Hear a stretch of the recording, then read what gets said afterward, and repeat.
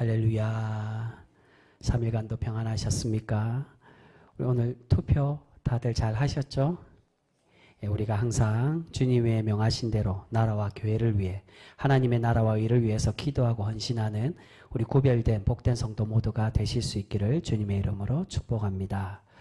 우리가 지난 시간에 사도 바울은 은혜의 중요성을 말씀하면서 이것을 율법과의 관계를 우리에게 설명해 주고 있습니다. 우리가 구원받는 것은 오직 하나님의 무한하신 은혜로 말미암아 구원받는데 그 은혜 주심을 믿음으로 우리가 의로워진다는 것입니다. 은혜가 우선이지만 또한 그것을, 그래서 제가 그 믿음이 무엇이냐, 과연 그 은혜를 믿는다는 게 뭐냐, 신뢰와 순종이라고 말씀드렸습니다. 이것이 율법과 이어지는 것입니다. 우리가 주님이 주신 그 은혜를 무한하신 은혜로 믿고, 아, 이게 은혜 주셨구나라고 그 은혜를 받아들이는 그 신뢰와 온전히 따르며 순종하는 그 삶으로 살아갈 때 참 구원이 된다는 겁니다. 근데 그 믿음 또한 어떻다는 겁니까? 하나님의 은혜로 비롯된 것이며, 이 믿음이 조금 전에 말씀드린 것처럼 선제되지 않고 믿음 또한 은혜로 되는 것을 우리에게 말씀합니다. 그 이유가 왜 그렇게 되느냐? 주님의 은혜를 신뢰하고 순종할 때 참 은혜를 따르는 믿음이 될 수 있다라고 우리에게 말씀해 주고 있습니다.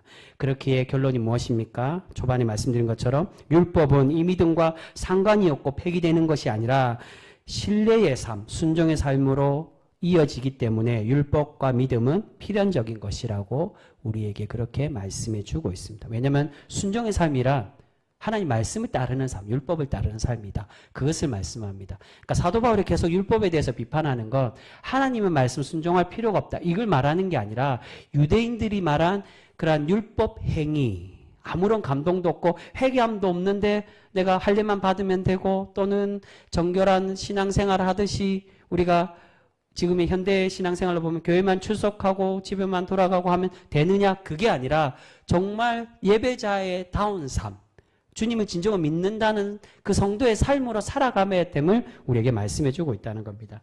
근데 오늘 본문 5장에 와서는 그렇게 은혜를 믿음으로 이루어지는 성도들이 과연 그 이후에 어떻게 되느냐, 그 성도들이 누리게 될 결과, 즉 복이 과연 하나님의 은혜로 이루어진 이들의 받을 복이 무엇인지를 우리에게 말씀해 주고 있습니다. 1절과 2절 말씀 우리 같이 읽겠습니다. 1절 2절 같이 읽습니다. 시작. 그러므로 우리가 믿음으로 의롭다 하심을 받았으니 우리 주 예수 그리스도로 말미암아 하나님과 화평을 누리자. 또한 그로 말미암아 우리가 믿음으로 서 있는 이 은혜에 들어감을 얻었으며 하나님의 영광을 바라고 즐거워하느니라. 아멘.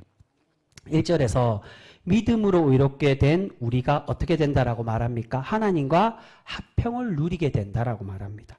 화평을 누리자라는 말은 우리가 앞으로 그렇게 살아갑시다라고 그렇게 청하는 게 아니라 누려야 됨을 말하는 겁니다. 원어의 그 본뜻으로 보면. 근데 여기서 화평은 뭐냐? 평화를 받고 그런 평화의 관계냐, 그게 아니라, 그래서 오늘 본문에 보면 자세히 보시면 그 말씀이 나옵니다. 화해하고, 그래서 계속 이 구원받는다는 건 주님과의 화해를 의미한다라고 말씀드렸습니다. 화해하고 화목을 누리는 것이라고 우리에게 말씀하고 있습니다. 10절과 11절이 그것을 말씀합니다. 그래서 계속 10절과 11절에 하나님과의 화목으로 설명하고 있습니다. 여러분, 우리가 하나님의 은혜로 구원받고 그 은혜를 믿음으로 의로워졌다면 하나님과의 화해가 일어나야 됩니다.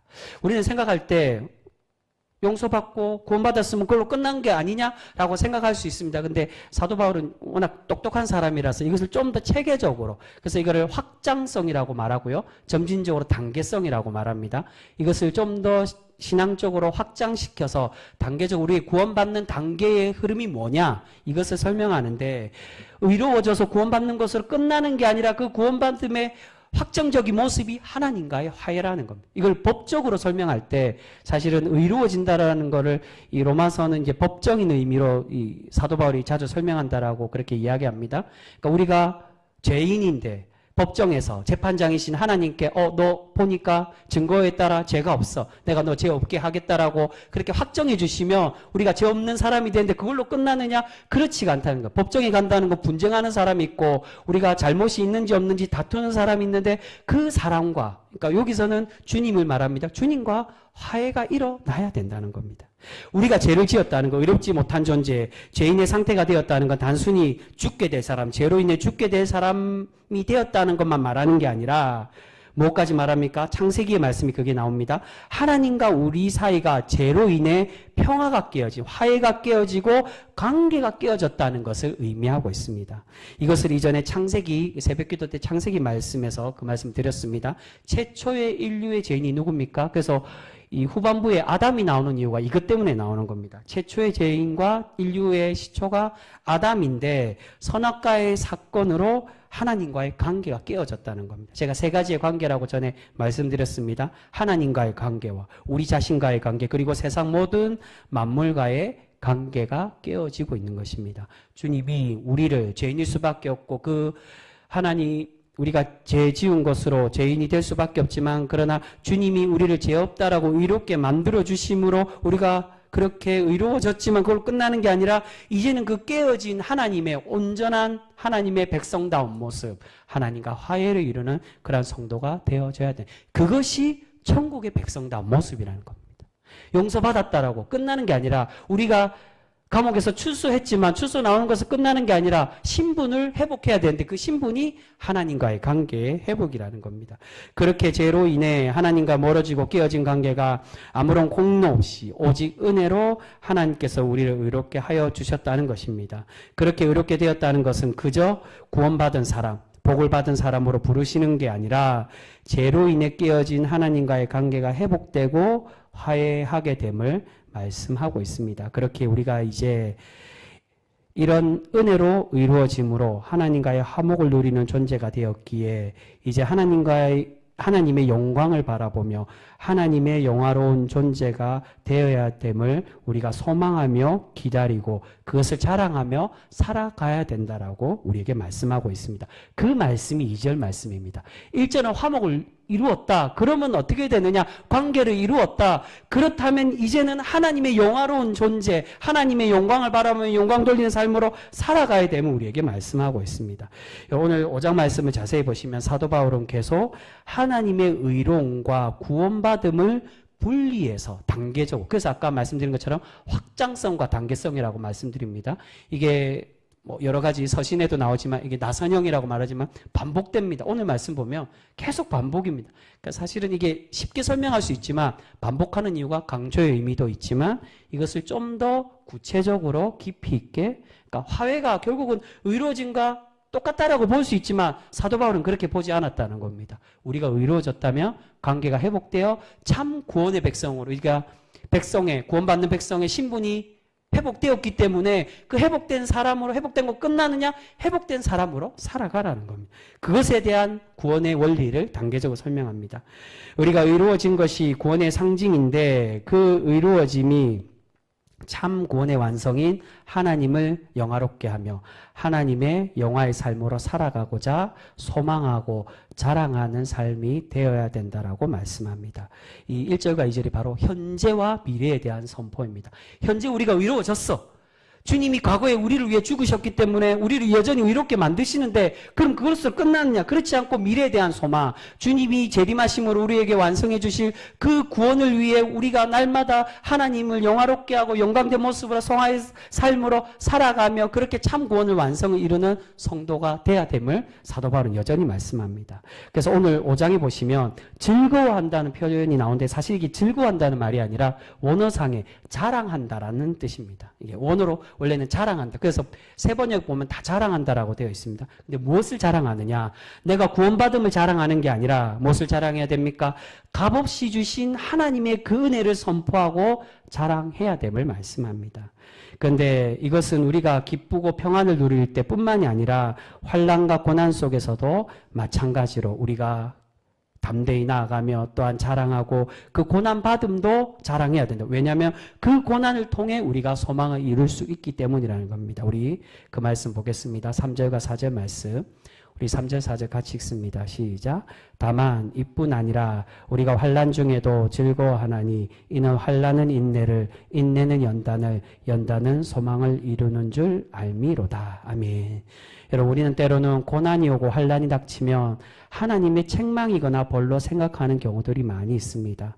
하지만 우리가 겪는 환난도 바울은 자랑해야 된다라고 그렇게 우리에게 권면합니다. 그 이유가 이 환난을 통해서 하나님이 우리를 어떻게 하신다고요? 인내하고 연단하여 우리를 결국 하나님의 의롭게 영화로운 존재로 만들어 가시는 그러한 도구로 우리를 소망을 가지도록 만들기 위해서 주시는 은혜라는 것입니다. 즉 제가 자주 말씀드렸죠. 연단이라고. 하나님 우리에게 고난 주시는 것 더 성숙한 성도로 만들기 위한 하나님의 참 구원의 백성으로. 이 고난 또한 이겨나가서 하나님의 그 고난 속에 예수님이 그 고난을 이겨나가듯이 우리가 그 고난을 이겨나가고 하나님을 바라보고 의지함으로 참되게 구원의 성도로 살아가길 바라시는 은혜임을 우리가 깨닫고 믿고 살아가야 된다는 겁니다. 그렇기에 이러한 은혜가 어떻게 가능한 것입니까?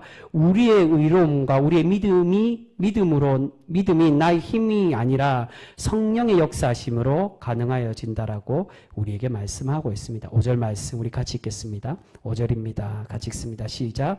소망이 우리를 부끄럽게 하지 아니함은 우리에게 주신 성령으로 말미암아 하나님의 사랑이 우리 마음에 부은 바 됨이니. 아멘. 하나님의 사랑의 은혜를 깨닫고 이것을 믿게 하는 것, 소망하게 하는 것이 성령의 인도하심으로 가능하여진다라고 말씀하고 있습니다. 사실 그래서 이게 나선형이라고 말씀합니다. 점진적이고 단계적. 사실은 다 같은 의미입니다. 우리가 은혜 받는다는 거, 무엇으로 은혜 받느냐? 성령의 역사심으로 은혜를 받게 돼. 내 힘으로 하는 게 아니라 주님을 믿고, 그래서 3장이나 보면은 계속 성령에 대한 말씀을 합니다. 은혜를 믿음으로 가능한데 그 믿게 되는 것이 누구를 통하여서냐? 나의 공로냐? 나의 노력이냐? 아니라 성령의 인도하심으로 가능하여진다는 겁니다. 우리가 환난을 이길 수 있고 소망을 품을 수 있는 것도 성령으로 가능하여지는 말씀. 이게 이후에 이제 계속 나옵니다. 다음 장에서도. 그렇게 이 모든 것이 바로 하나님의 무한하신 은혜라고 말씀하는데 이것을 사도 바울은 우리의 믿음의 노력, 우리의 공로가 아니라 여전히 우리가 죄인이고 우리의 노력으로는 전혀 이룰 수 없지만 그 죄 많은 우리를 사랑의 은혜로 구원하여 주신다라고 말씀하고 있습니다. 우리 그 말씀 보겠습니다. 7절과 8절 말씀입니다. 왜 이것이 무한한 은혜이냐? 화해의 은혜가 왜 그렇게 크냐? 그 이유를 사실 이게 순서가 바뀌어 있습니다. 나중에 보면 12절부터 나오는 그 순서도 이게 앞에 나오고 7절부터가 앞에 나와야 되는데 이거 순서를 바꿨어요. 결론을 먼저 이야기하고 그 결론에 대한 원인을 중반부와 후반부에 설명합니다. 우리 7절과 8절 말씀 같이 읽습니다. 시작. 의인을 위하여 죽은 자가 쉽지 않고 선인을 위하여 용감히 죽는 자가 혹 있거니와 우리가 아직 죄인 되었을 때에 그리스도께서 우리를 위하여 죽으심으로 하나님께서 우리에 대한 자기의 사랑을 확정하셨느니라. 아멘. 무슨 말입니까? 8절은 6절을 반복하고 있습니다. 6절과 8절이 똑같은 뜻입니다.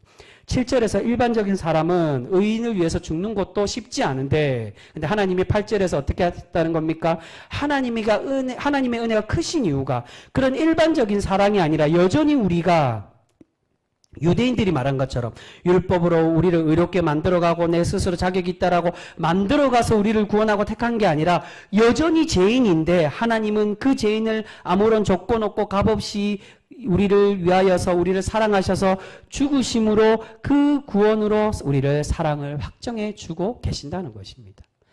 우리가 자격이 있어서 성도 되기 때문에 이게 순서에 대한 걸 이야기합니다. 내가 하나님 믿겠다라고 그렇게 자복하고 나와서 내가 구원받느냐 그게 아니라 하나님이 먼저 우리를 값없이 택하여 주시고 불러주셔서 그 은혜를 믿게 하심으로 우리가 구원받는다는 그것을 여전히 죄인이지만 여러분 이것을 쉽게 설명하기 위해서 출애굽의 이스라엘 모습으로 설명하는 경우들이 있습니다.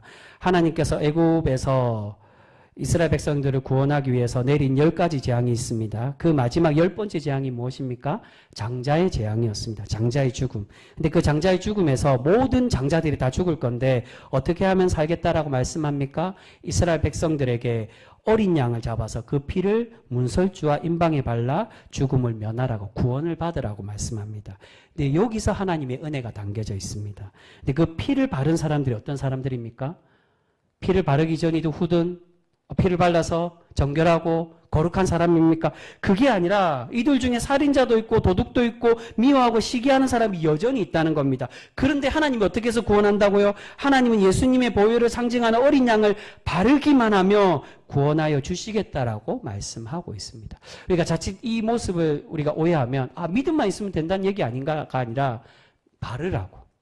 이스라엘 백성들 중에 바르지 않은 그거에 대한 말씀이 출애굽에 나오지 않겠지만 믿지 않고 바르지 않는 사람 있지 않았겠습니까? 또는 애굽 사람들 중에 유대인들과 관계하는 사람 중에 우리 하나님이 문설주에 바르라고 이렇게 명하셨는데 당신도 살기 위해서는 그렇게 해라고 말을 했는데 애굽 사람들은 하나님 믿지 않기 때문에 그것이 뭐 구원을 하겠냐고, 재앙이 어떻게 그렇게 장자만 죽게끔 하겠냐라고 의심하고 믿지 않는 사람들이 많이 있었을 것입니다. 근데 그런 사람은 믿지 않고 순종하지 않는 사람은 죽고, 순종하여 그 문에 하나님의 은혜의 보혈을 임방과 문설주에 바른 하나님의 백성들은 구원받게 되었다는 겁니다. 바로 그것을 말씀합니다. 8절의 말씀이 이것입니다. 하나님께서 우리를 택하시고 구원하여 주시면 그렇게 우리가 우리의 조건, 우리의 자격으로 구원함이 아니라 여전히 죄인이지만 우리를 사랑하여 주셔서 주님의 보혈의 은혜로 구원해 가심을 말씀하고 있습니다. 유대인들처럼 내가 율법으로 의로워졌어, 행함으로 의로워졌어, 그게 아니라 우리가 실천하는 건 행함에 그 의로워지기 위해 행함이 아니라 그 믿음에 순종하는 것. 그래서 지난 4장에 대해서 그 말씀 드린 겁니다. 은혜를 신뢰하고 순종하는 삶. 문설주를 바르라고 할 때 그 하나님 명령에 순종하며 살아갈 때 구원의 백성이 됨을 우리에게 말씀합니다. 하지만 중요한 것은 이 구원하여 주심으로 모든 것이 완성되느냐, 그렇지 않고 출애굽의 역사로 볼 때 어떻게 우리에게 계속 이끌어 가십니까? 출애굽 이후에는 하나님의 약속의 땅, 하나님의 나라를 상징하는 가나안 땅에 들어가야만 하는 것입니다. 이것이 바로 하나님과의 합평을 이루고 화해해서 하나님을 영화롭게 하는 삶으로 살아감을 우리에게 말씀하고 있습니다. 그래서 계속 사도 바울은 의로움과 구원을 단계적으로 분리해서 설명을 하고 있는 것입니다. 의로움은 우리가 이미 은혜 받았기에 현재적이지만 현재적으로 하나님이 예수님의 보혈 은혜 주심으로 그 문설주에 바른 것을 우리가 믿음으로 우리가 의로워졌는데 그것에 참 구원을 이루기 위해서는 하나님께 영광 돌린 삶, 가나안에 온전히 들어가기 위해서 주님이 인도하심을 따라 그렇게 순종하며 살아가 하나님의 구원의 완성에 이루는 삶으로 살아가는 그 주님이 완성을 위해 소망하는 미래적 구원의 완성으로 살아가는 백성이 되라고 우리에게 말씀해 주고 있다는 겁니다. 그 말씀이 오늘 중반부에 나오는 9절부터 나오지만 이 9절과 10절이 반복입니다. 10절과 11절 말씀이 우리 나오고 있습니다. 10절 11절 우리 같이 읽겠습니다. 10절 11절 같이 읽습니다. 시작. 곧 우리가 원수 되었을 때에 그의 아들의 죽으심으로 말미암아 하나님과 화목하게 되었은즉 화목하게 된 자로서는 더욱 그의 살아나심으로 말미암아 구원을 받을 것이니라. 그뿐 아니라 이제 우리로 화목하게 하신 우리 주 예수 그리스도로 말미암아 하나님 안에서 또한 즐거워하느니라. 아멘. 10절에 다시 한 번 더 우리가 죄로 인해 하나님과 원수였지만 하나님과 화목하게 되었다라고 말씀합니다. 근데 화목하게 되어서 더욱 어떻게 우리를 만드신다는 겁니까? 주님의 부활하심으로, 주님의 은혜로 주님을 통하여서 우리가 구원받게 되었다. 단계적으로 자꾸 설명합니다. 우리가 하나님의 택하여 주심으로 이제 원수에서 화해하였지만 화해로 끝나느냐? 의로워진 것으로 끝나고 하나님과 의로워져서 주님의 의로워짐으로 그렇게 하나님과 화해해서 끝나느냐? 그렇지 않고 주님의 그 부활의 완성으로 우리가 구원받는 존재가 되어야 됨을 말씀하고 있습니다. 그래서 11절에 이 화해하게 하심으로, 이 같은 말이지만 좀 분리해서 말씀하는 겁니다. 11절에 화해하게 하심으로 구원을 주심을 우리가 이제 자랑하며 살아가야 된다라고, 즉 하나님께 영광 돌리며 영화로운 삶, 성령의 인도함을 받는 삶으로 살아가야 됨을 우리에게 말씀해 주고 있습니다. 그리고 오늘 본문 후반에는 갑자기 다시금 아담과 예수님의 모습으로 우리에게 말씀하고 있는데, 이 모습에, 예수님과 아담의 모습에 어떤 의미가 있는지에 대해서 우리에게 설명하고 있습니다. 사실 이건 죄에 대한 말씀입니다. 그렇다면 우리가 값없이 받은 무한한 여전히 죄인인데 왜 우리를 죄인이라고 하느냐? 그 죄의 출발이 뭐냐? 그래서 사실은 이게 뒤에 게 앞에 먼저 와야 된다는 겁니다. 죄에 대한 걸 이야기하고 또한 하나님과 우리와의 그런 단계를 이야기하고 그럼 화목에 이루었다. 결론적으로 나가야 되는데 이제 거꾸로 갑니다. 이것을 모형론이라고 그렇게 말합니다. 아담을 통해 아담이 무엇을 말하느냐? 예수님의 모형이라는 겁니다. 이것은 앞에 나오는 여전히 죄인인 우리가 왜 죄인일 수밖에 없으며 왜 하나님께서 예수님을 통한 은혜가 얼마나 큰지를 말씀하고 있습니다. 하지만 이 말씀이 뒤에 나오는 이유가 원래는 순서상 이게 먼저 나오는 게 맞겠지만 이 뒤에 나오는 이유가 4장과 6장을 연결하기 위한 목적으로 이 순서를 이렇게 배열하고 있습니다. 앞에 4장이 지난주에 말씀드리고 초반에 말씀드린 것처럼 하나님의 은혜를 강조하는 말씀이기에 오늘 전반부에 이 은혜가 과연 얼마나 크냐, 은혜 받은 사람의 삶이 뭐냐, 그것을 말씀하고요. 그리고 이후에 죄에 대한 관계를 설명하면서 이 아담의 모욕론을 말하며 이 죄에 대한 것으로 이어지고 있습니다. 그런데 이 아담의 모욕론은 자세히 보시면 다름과 같음에 대한 이중으로 우리에게 설명하며 말씀해주고 있습니다. 우리 마지막으로 그 말씀 보겠습니다. 14절, 15절 말씀입니다. 14절 15절 같이 읽습니다. 시작. 그러나 아담으로부터 모세까지 아담의 범죄와 같은 죄를 짓지 아니한 자들까지도 사망이 왕노릇하였나니 아담은 오실 자의 모형이라. 그러나 이 은사는 그 범죄와 같지 아니하니 곧 한 사람의 범죄를 인하여 많은 사람이 죽었은즉 더욱 하나님의 은혜와 또한 한 사람 예수 그리스도의 은혜로 말미암은 선물은 많은 사람에게 넘쳤느니라. 아멘. 사도 바울이 참 똑똑한 사람이라 말을 참 어렵게 씁니다. 이 무슨 말이냐면 이 말은 아담으로 인해 모든 사람이 죄를 짓게 되고 하나님과의 관계가 깨어지는 사망에 이르는 존재가 되었다는 겁니다. 그것처럼 예수님도 어떻다는 겁니까? 이 한 사람의 원리를 말합니다. 아담이라는 한 사람을 통해 우리가 이 죄의 시초가 되고 죄가 출발되어서 근데 이게 원죄를 말하는 거냐? 오늘 말씀 자세히 보시면 그게 12절부터 나옵니다. 12절에 보면 이 사람으로 인해 우리가 죄를 범하였음에 우리가 죄 범한 것에 대해서 이야기합니다. 사실 최근에 원죄론에 대한 이 논의가 굉장히 많이 되고 있습니다. 원죄를 받아서 여전히 가만히 태어난데도 죄인이냐, 죄로 죽는 거냐, 이제 그거에 대한 것보다는 우리가 그러한 시초의 인류에서 죄인의 본성으로 타고 태어나서 죄를 짓는 사람이다. 이제 그것에 대해서 말씀합니다. 근데 이 한 사람으로 인해 우리가 죄 본성을 가지고 죄인이 될 수밖에 없는 그런 사람이 된 것처럼 같다는 게 무엇이냐? 예수님 한 사람으로 인해 그분의 희생과 그분의 의로움으로 인해 우리가 하나님의 택함 받은 의로운 존재가 될 수 있다라고, 그러한 대표자가 되었다라고 우리에게 말씀하고 있는 것입니다. 그런데 이 14절과 15절에 다르다는 건 뭐냐? 아담은 무엇의 시초라는 겁니까? 죄의 시초라는 것이고 예수님은 그 아담과 다르게 의로운 구원의 시초라는 겁니다. 첫째 아담과 둘째 아담의 차이는 첫 아담은 사망에 이르게 하지만 둘째 아담인 예수님은 사망이 아니라 하나님과 화해하게 하심으로 우리를 구원의 존재로 삼고 계심을 말씀하고 있습니다. 그래서 이 아담의 모형론은 앞에 하나님과의 관계의 회복, 그래서 이 말씀이 앞에 이어지는 겁니다. 관계 회복과 화해에 대한 설명과 은혜를 강조하기 위한 말씀으로 우리에게 말씀해 주고 있습니다.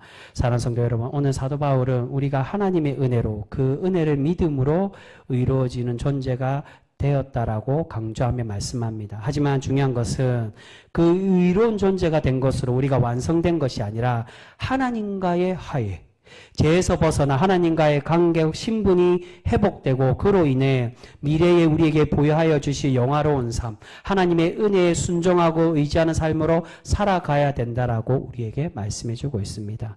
여러분, 그것이 우리 신앙인들이 누려야 될 참구원의 모습이며 성도의 아름다운 삶임을 오늘 우리에게 가르쳐주고 있습니다. 여러분, 하나님은 여전히 죄인된 우리를 사랑하여 주시고 은혜로 의롭게 불러주셨습니다. 그렇기에 우리가 이제 하나님과 멀어진 삶, 계속 관계가 깨어진 삶이 아니라 하나님과 하나 되고 하나님과 연합하여 화목과 화평을 누리는 그러한 거룩한 성도 모두가 되실 수 있기를 소망합니다. 여러분, 그러한 삶은 결코 우리의 힘으로 가능한 것이 아님을 말씀합니다. 그래서 앞에서 말씀드린 것처럼 5절에 무엇으로 된다라고 말씀합니까? 성령의 은혜로 가능하다라고. 이 모든 것의 마지막 전제는 성령이 인도하심으로, 그러니까 그 믿음 또한 은혜로 된다는 건 성령이 우리를 그렇게 거듭나게 하시고 만들어 가시기 때문이라는 겁니다. 우리가 온전히 소망을 이루는 삶을 살아가야 되는데 바로 그래서 다음 장 6장의 이 세례에 대해서 성령의 거룩한 삶에 대해서 우리에게 말씀을 이어주고 있습니다. 사랑하는 성도 여러분, 이제 우리가 여전히 제 가운데 살아가고 제 종로로 타는 것이 아니라 이제는 하나님께서 은혜 주신 백성의 삶으로 살아가는 복된 성도 모두가 되실 수 있기를 소망합니다. 우리는 우리 자신을 먼저 용서하고 서로를 용서하며 하나님과 화해를 이루어야 합니다. 우리가 그렇게 거듭난 삶으로 살아가지 못한다면 참 구원의 백성, 하나님의 은혜 받는 자의 확증을 누릴 수가 없습니다. 6장에 그 말씀이 나옵니다. 그러니까 이게 사실은 굉장히 중요한 겁니다. 그러니까 우리가 이루어져서 구원받았는데 구원받은 거 된 거 아니냐? 그럼 어떻게 우리가 확정할 수 있느냐? 사도 바울이 계속 다른 서신에도 이야기하는 게 참 구원받은 사람은 그렇게 살 수 없다는 겁니다. 그렇게 살지 않았다는 건 주님을 진정으로 믿음에 순종치 못한, 구원받지 못한 사람의 증거라는 겁니다. 주님을 진정으로 믿은 자의 증거는 뭐냐? 하나님의 영화로운 삶, 주님과 화해하는 삶, 하나님의 참 성화를 이루어지는 삶으로 날마다 조금씩 살아가는 성도의 그 확증된 증거가 나타나는 삶이, 그 사람이 하나님의 구원받은 사람이라고 이렇게 말씀. 그래서 주님을 진정으로 믿고 성령 안에 거듭나는 사람이 그 죄에서 탈락할 수 있느냐? 그렇지 않다는 겁니다. 그래서 성도의 견인이, 칼뱅이 얘기한 성도의 견인이 그걸 말합니다. 잠시 잠깐 우리가 실패하고 실수할 수 있으나 영원히 탈락하지 못한다. 하나님은 여전히 우리를 기다리시고 인내하신다. 그게 성도의 견인입니다. 그게 다음 장 6장 15절에 나옵니다. 우리가 결코 이전의 죄의 모습으로 타락할 수 없다고. 여러분, 우리가 이제 주님의 구원의 은혜에 감사하고 기뻐하며 살아가서 또한 그 기쁨을 가만히 있을 수 없어서 바울과 같이 그렇게 주님께 헌신의 삶으로 살아가고 나타내고자 했던 그 순종의 삶으로 우리가 또한 살아가서 하나님의 참 구원을 이루는, 주님의 그 구원을 증가하며 살아가는 그런 복된 성도 우리 모두가 되실 수 있기를 주님의 이름으로 축복합니다. 기도하겠습니다.